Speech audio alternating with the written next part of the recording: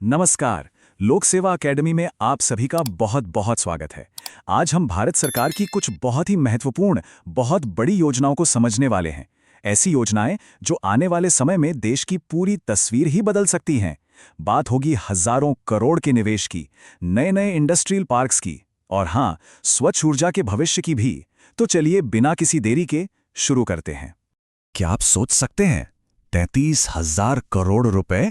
जी हाँ, ये एक बहुत बड़ी रकम है। इतनी बड़ी कि इससे देश में एक दो नहीं बल्कि पूरे 100 नए मॉडर्न इंडस्ट्रियल पार्क बनाए जा सकते हैं। तो ये सिर्फ कोई ऐलान नहीं है, ये तो भारत के इंडस्ट्रियल फ्यूचर का एक पूरा ब्लूप्रिंट है। तो चलिए इस ब्लूप्रिंट को थोड़ा और जूम इन करके देखते हैं। और इस पड़ताल में सबसे पहले सबसे बड़ी जो योजना है वो है भव्या योजना। और मैं आपको बता दूं, ये कोई आम स्कीम नहीं है। इसे भारत की अगली इंडस्ट्रियल रिवॉल्यूशन की शुरुआत कहा जा रहा है। तो ये है वो आंकड़ा जिसके बारे में हम बात कर रहे थे, 33,660 करोड़ रुपए। इस नंबर से ही आप अंदाजा लगा सकते हैं कि सरकार इस योजना को लेकर कितनी सीरियस है। ये सिर्फ एक बजट नहीं है, ये भारत के इंडस्ट्रियल इरादों का एक बहुत ही साफ ऐलान है। तो सवाल उठता है कि इतनी बड़ी रकम का आखिर होगा क्या? जवाब बहुत सीधा है। इस पैसे से देश भर में 100 नए वर्ल्ड क्लास इंडस्ट्रियल पार्क बनाए जाएंगे। आप समझ सकते हैं कि ये भारत के मैन्युफैक्चरिंग सेक्टर को एक जबरदस्त पुश देने की तैयारी है। अब देखिए, इस योजना के 3 बहुत मजबूत पिलर्स हैं जो हमारी इकोनॉमी को और ताकत देंगे। सबसे पहला तो युवाओं के लिए रोजगार के लाखों नए मौके पैदा करना। दूसरा, हमारे देश के मैन्युफैक्चरिंग सेक्टर को एक बहुत बड़ा बूस्ट देना।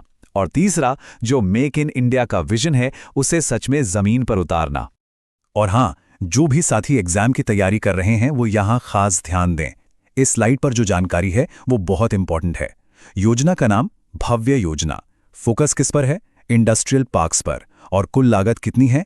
33,660 करोड़ रुपए।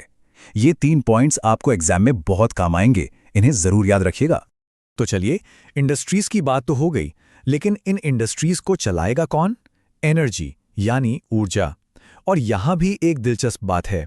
भारत अब पुराने तरीकों पर नहीं बल्कि क्लीन और ग्रीन एनर्जी के रास्ते पर चल रहा है। तो अब हम पानी से बिजली बनाने की एक ऐसी ही खास पहल को समझते हैं।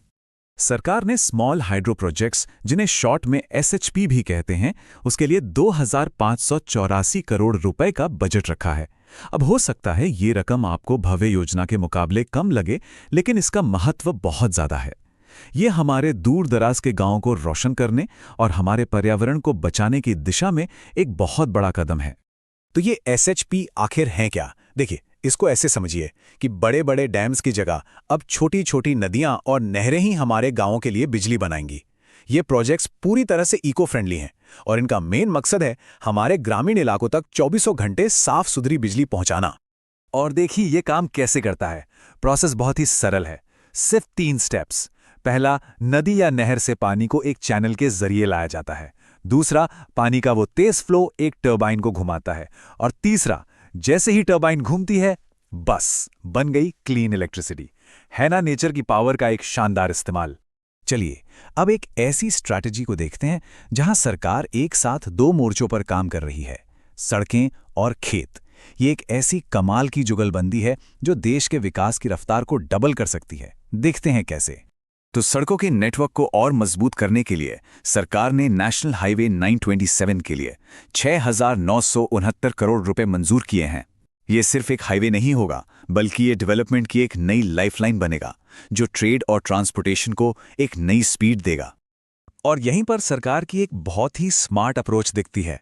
देखिए, एक तरफ तो NH 927 जैसी सड़कें बन रही हैं ताकि किसान अपनी फसल आसानी से शहरों की मंडियों तक ले जा सकें, और दूसरी तरफ कपास जैसी फसलों पर MSP बढ़ाकर किसानों की इनकम को भी सिक्योर किया जा रहा है। मतलब खेत से लेकर बाजार तक पूरे सिस्टम को मजबूत किया जा रहा है। अब देखिए, डेवलपमेंट की इस तेज रफ्तार के बीच एक अच्छी बात यह है कि भारत अपनी जड़ों को, अपनी विरासत को भी नहीं भूल रहा है।